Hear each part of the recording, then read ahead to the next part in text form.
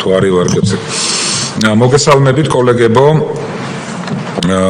საპროცედურო საკითხთა წესების კომიტეტის ხდომას გახსნილად ვაცხადებთ. დღეს ჩვენ კოლეგებო გვექნება ერთი საკითხი განსახილველი დღის წესრიგში. ეს გახლავთ საპარლამენტო პოლიტიკური ჯგუფის ხალხის ძალა რეგისტრაციის საკითხი.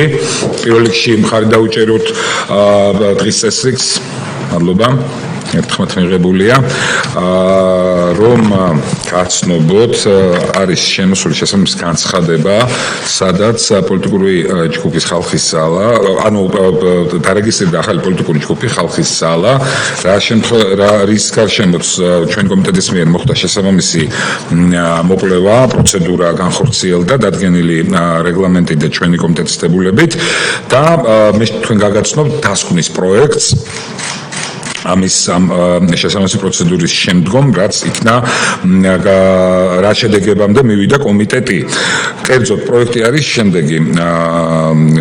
საქართველოს პარლამენტის საპროცედურო საკითხთა წესების კომიტეტმა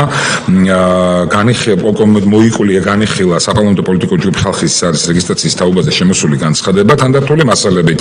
განხილვის შედეგად დადგინდა, რომ საპარლამენტო პოლიტიკური ჯგუფის რეგისტრაციის თაობაზე წარმოდგენილი მასალები შეესაბამება საქართველოს პარლამენტის რეგლამენტის 228 პრიმა მუხლის მე-6 პუნქტით გათვალისწინებულ მოთხოვნებს. და ამ შემდეგ გამომდინარე კომიტეტს მიზანშეწონილად მიეჩნია საპარლამენტო პოლიტიკური ჯგუფი ხალხის ძალის რეგისტრაცია. კითხვები, შენიშვნები, მოსაზრებები, ბატონ გურამ, თქვენ ხო არა გაქვთ რამე მოსაზრება? კითხვა, შენიშვნა, კი ბატონო.